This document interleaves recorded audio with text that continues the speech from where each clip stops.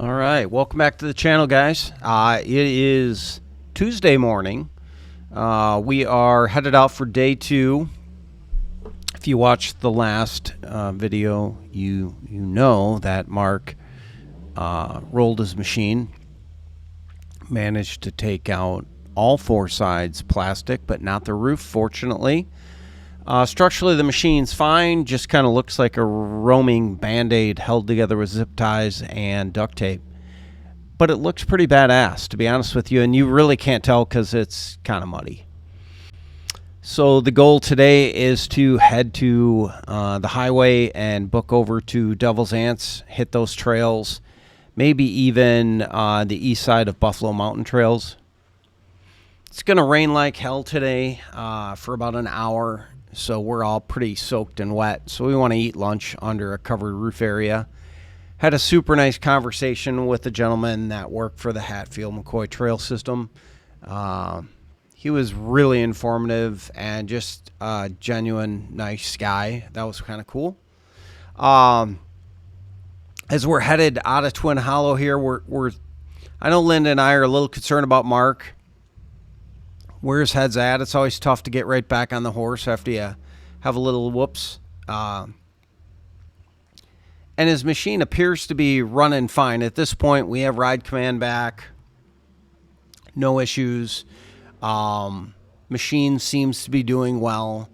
But we don't know that. I mean, we just came home. We did a little test run. So we just want to make sure everything's good. So we're basically heading on 52. I think we're going to stop at a marathon up here at Highway 44 and fill up. One thing about my machine is we never pass a gas station. It does not get the best mileage, but it sure loves going up them hills. My machine is just really running well. Did a lot of clutch work in the off season. Had a problem last year with some weights sticking and whatnot, and got all that sorted out, and everything was dialed. I mean, I was super happy with the machine. So stay tuned and we'll show you the trails next. So going back to that clutch a little bit, I've got a stage 3 clutch kit from Aftermarket Assassins, and ran it 2 years ago. Started, ran great, no problems, did all the off-season maintenance, so I thought, and then ran into a problem halfway through the season last year. Basically, I could not get my primary to stop, to fully disengage, if you will. I didn't know it at the time, but I thought my secondary is out of alignment. I thought there was a problem with my secondary, because basically I'm an idiot, just to be clear. I mean, we'll just cover that now.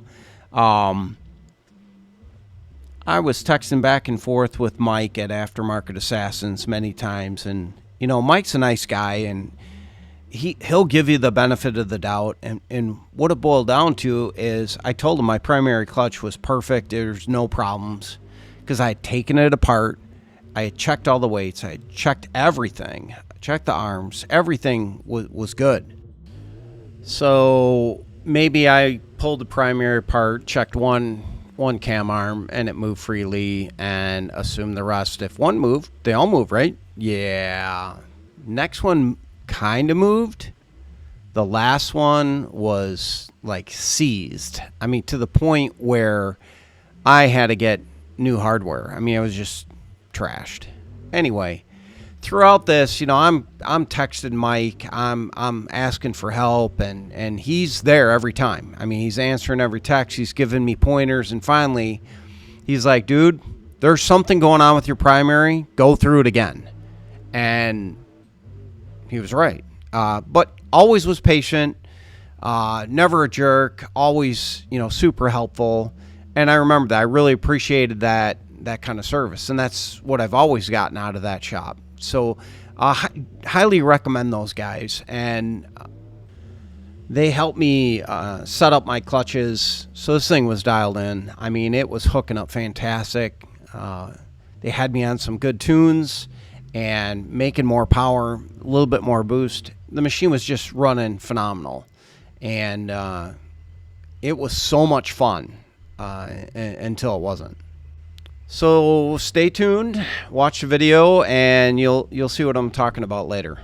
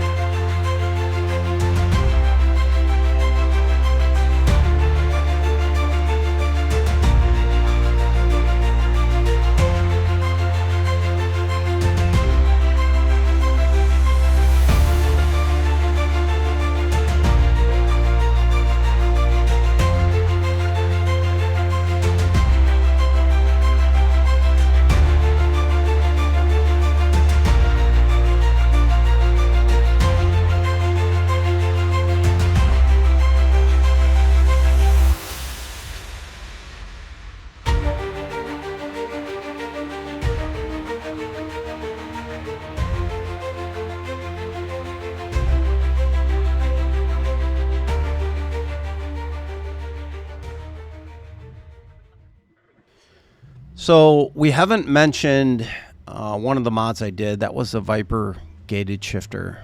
I personally think that needs to be standard in every RZR produced moving forward. Absolutely love it. It looks cool. It helps the shifting. You can shift more confidently, quicker.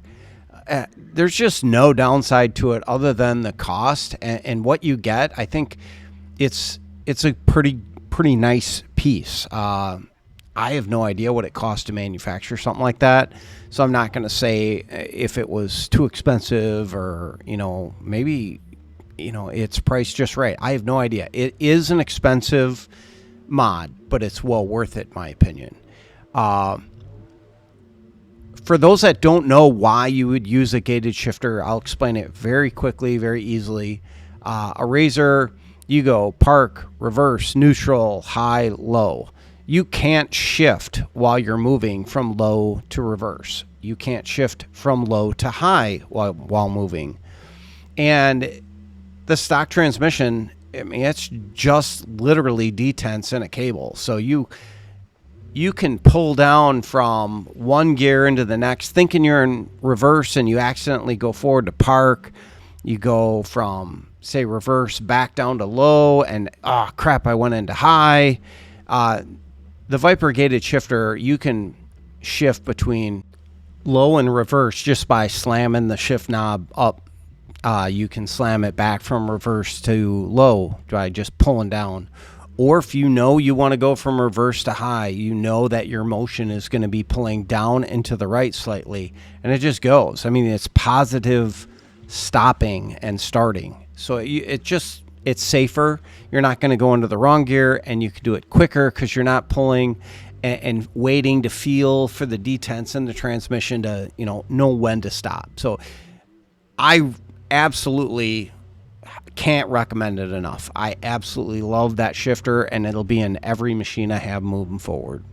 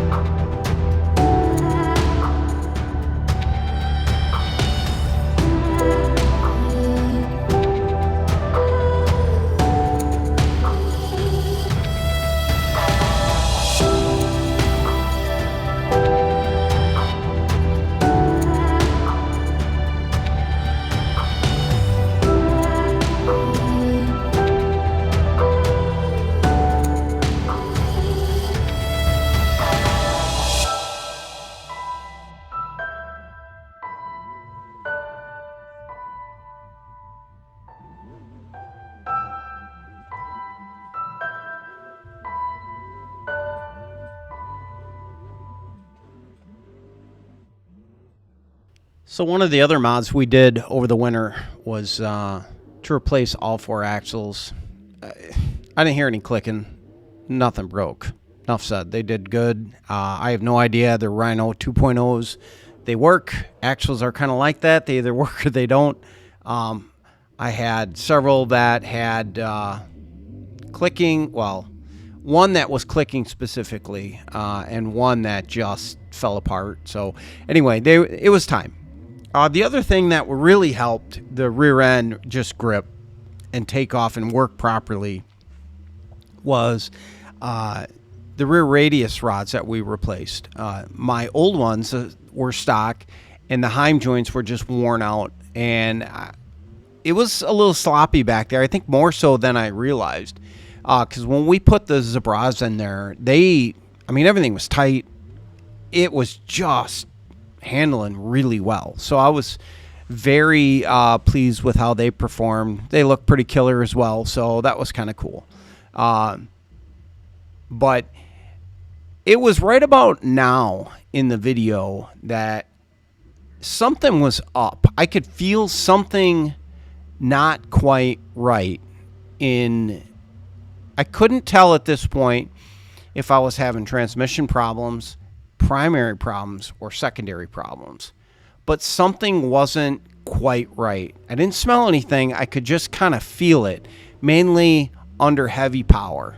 So I just was kind of biding my time, and I thought maybe it was me, to be honest with you. So I was just kind of keeping that to myself for a little bit, but I could only do that for so long because the problem became very obvious shortly after this.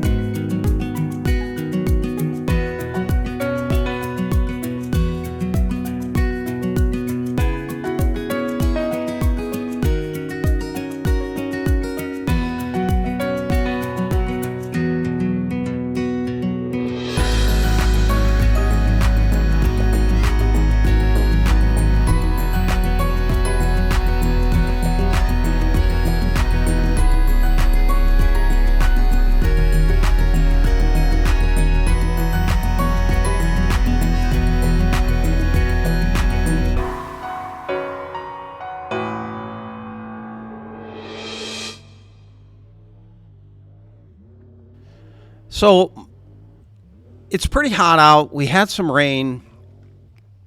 The RZR's running fine again. I don't understand, really what the problem is. I'm thinking it's me. The RZR was fine.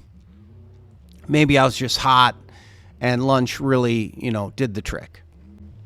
I mean, we were having so much fun until we didn't.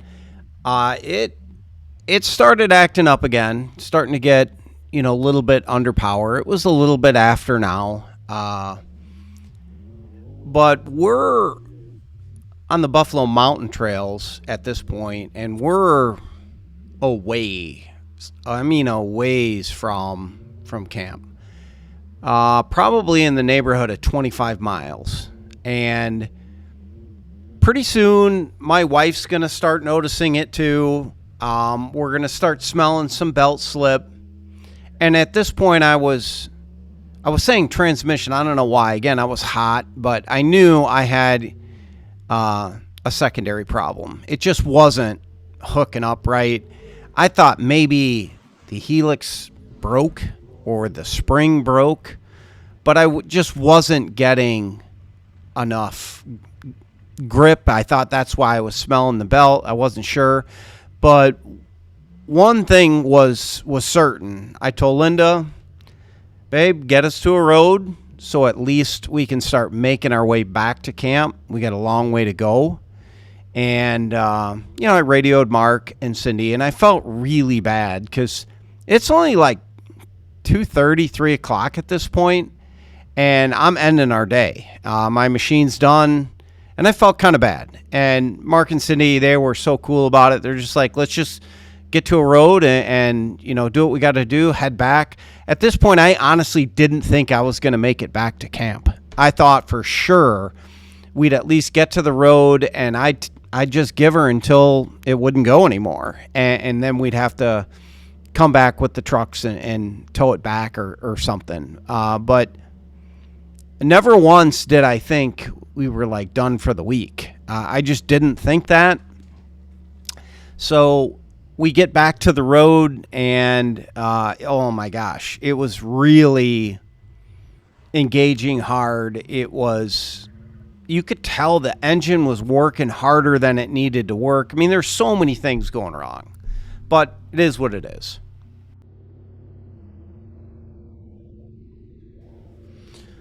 So Linda found the quickest way out of there, as you can see, and we just got on the highway and started driving. I think we had about 25 miles to go to get back to the campground. And again, I was just keeping an eye on temps.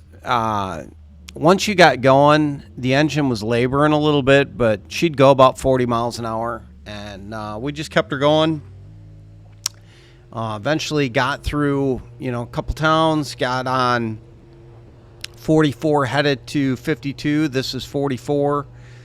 Got nestled behind a couple of buses up here and just kind of cruised with them, and somehow made it to the gas station at 44 and 52 and topped off. And I told Mark, we're just going to keep going, man. It's not looking good. And he totally understood. They were behind us, kind of keeping track of making sure nobody was riding on our butts, except for right here where there was a Cadillac literally right on my butt. And I'm doing the best I can. I sped up this part of the video quite a bit and left out, a bunch through the power of editing, what little skills I have. But this was, good hour and a half, hour drive, if not maybe a little bit longer to get back. And, the machine is getting very warm because it's working extra hard. So, the secondary is just putting an extra load on the machine. And it's going through my head. I'm like, man, what if this isn't something I can fix? I'm going to have to find parts locally. So I'm just kind of going through preparing myself for, what I've got to do when I get back to camp. So I'm thinking to myself, I've got to pull the clutch cover, get that secondary off, figure out what's going wrong with it. I tossed around the idea that, something was, causing this. Maybe it's a spring. I know I have some parts back at the camper. Maybe I don't need parts, but I'm thinking realistically, this is driving too horrible. Something broke. I got to figure out, kind of what it is. But somehow we made it back to Twin Hollow. I apologize to Wayne if you ever watch this video. I did talk to your son, but we went up the drive. We're not supposed to, but I wasn't going to take a risk of going back on a trail. His son was up here mowing. I kind of told him what was going on, and he's like, yeah, no problem, man. Just get up there.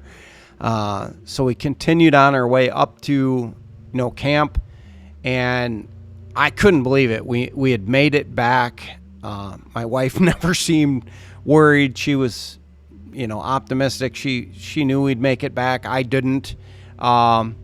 But she had enough confidence for the both of us, which was good. It was helpful to me and my, anxiety or whatever you want to call it. I just felt bad that, we were having problems. Forgot to show pictures at lunch. This was us parked in the entrance to the Buffalo Mountain Trails. Talked to a really good guy that worked on the Hatfield-McCoy trail system team. Had lunch under a covered pavilion, and luckily the rain stopped right after lunch, and we were able to continue on.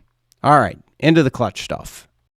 All right, so we get to camp. I pull the clutch cover off.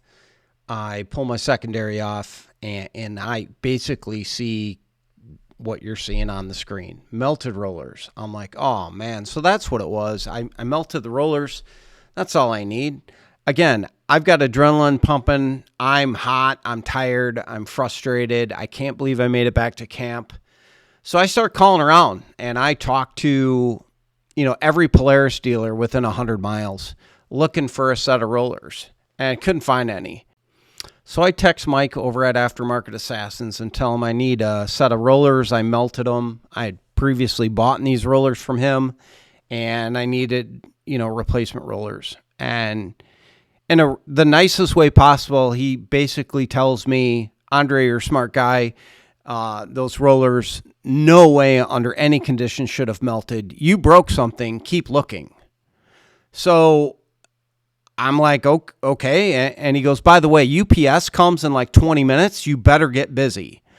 So sure enough, I start looking and I find this. For those that don't know what they're looking at, that is the back half of the secondary that bolts to the transmission. And that bushing is not supposed to be completely worn out and gone, as well as broken from the back of the secondary. So Mike was right. I needed a whole new secondary. I'm like, how the hell am I going to get this done? We had a poor phone connection. Somehow, 18 hours later, a new secondary showed up at the campground, complete, ready to go. And I'm like, wow, I'm blown away. Could not have been happier with Aftermarket Assassins' response. They were fair in the price. They were fair in the overnight shipping.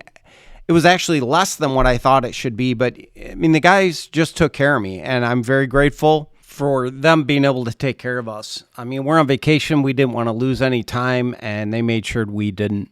Full disclosure, my wife must pay attention in the shop a little bit more than I give her credit for, because I don't know if it was the day drink and the heat or frustration, but I was having a hard time getting that secondary on.